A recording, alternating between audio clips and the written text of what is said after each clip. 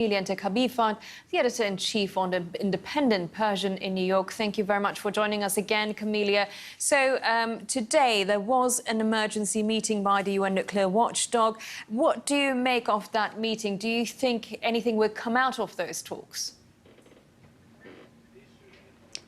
Thank you very much for hosting me. The expectation is high from the European Union, which that pressure from the IAEA makes Iran to come back to the negotiation table at this time with 4+1.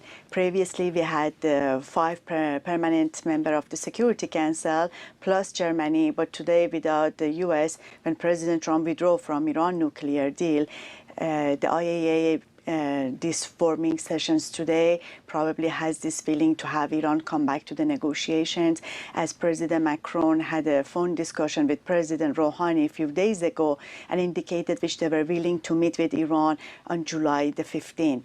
It sounds like Iran doesn't have any other way to appear at this discussion. They were rejecting having the United States at the talk, but maybe some representative from the American also to be appear and to present it at the talks with the European countries. And now that Trump has warned that of further sanctions to be imposed soon, and that Iran has long been secretly enriching uranium, that's what he said in his tweet, what do you expect Iran's position to be? There is still some room for negotiations. The amount of Iranian increase in reaching the uranium is not much. It's less than 5% still.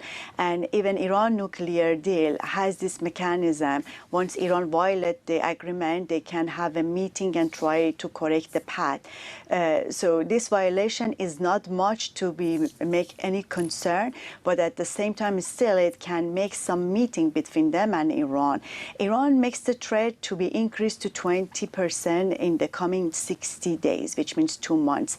I believe that is a deadline for President Trump, or for the European, better to say, to make another mechanism which the United States want to talk to Iranian, and their ambition and their goal is some of the sanctions to be lifted. It's very difficult to say if Trump would agree to reduce some of the sanctions, but maybe other partners such as China and Russia help Iran to sell some amount of the oil, and President Trump wouldn't punish them. And that little leverage gives Iran this opportunity to enter to a negotiation with the United States. As you mentioned, not the US, not Iran, each of them are not in the confrontational mood.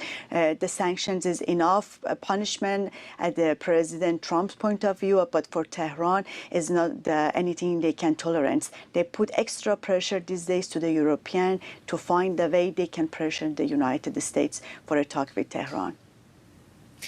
Camelia Entekhabifard, thank you very much.